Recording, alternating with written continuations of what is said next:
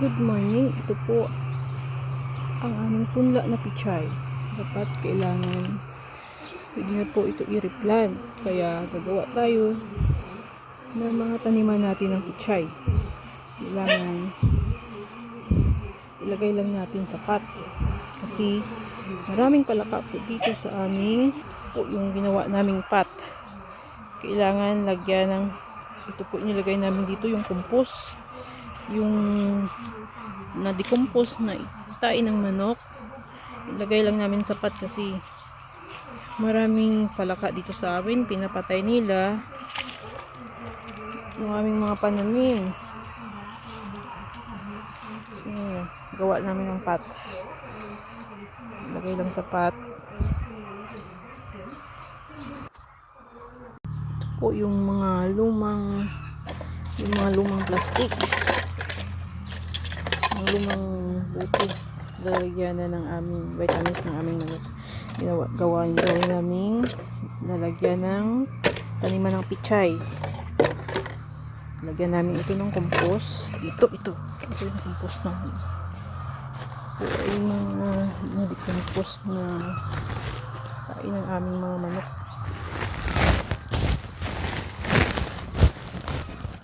Decompose na kain ng aming mga manok. Kaya namin ginagawa namin itong compost sa aming mga tanim dito sa farm. Nalagyan na natin ng compost sa loob. Saka natin isasabit ito. At taniman ng pichay.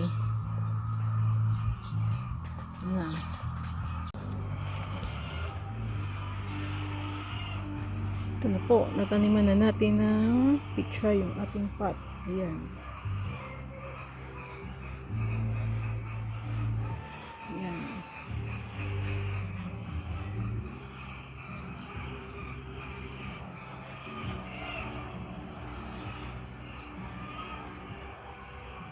Pa.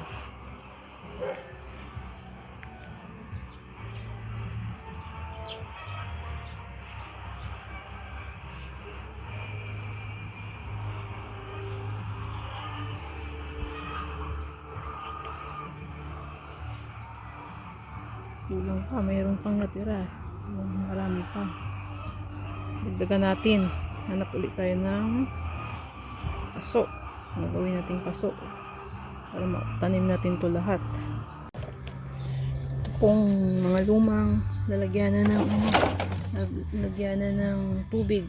Lalagyan natin ng compost. Idagdag natin doon kasi kulang pa. Marami pa yung kulang. Para mataniman natin ng pichay.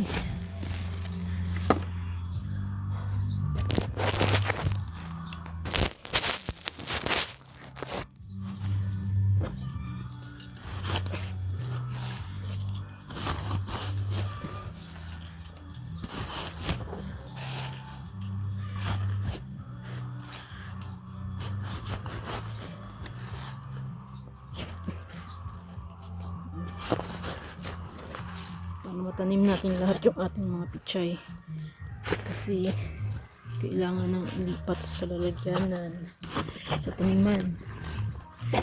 Hindi natin matanim dito sa lupa kasi maraming palaka dito.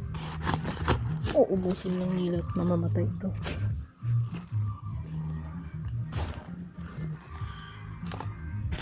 Lagyan natin ito. Lagyan natin.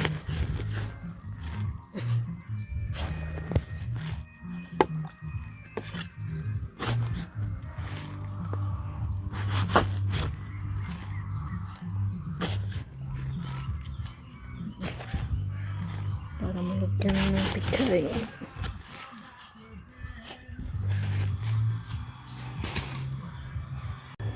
Ito na po, kompleto na.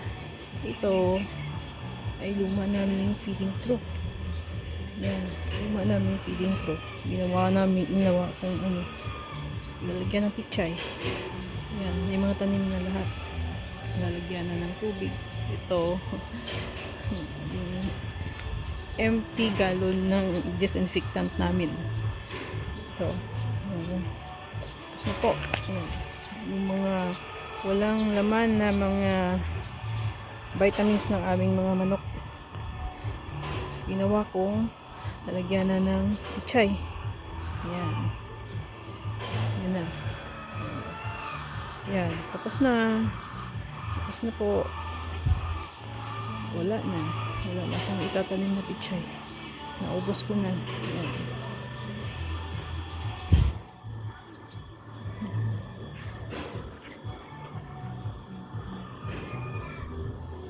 Ito naman yung mga punla namin bulaklak. Yan. Yung gumamela. Ito yung punla namin na sili. Siling mahaba. Ayun ay kamatis. Itong sili malapit na itanim to eh. Malapit na itatanim.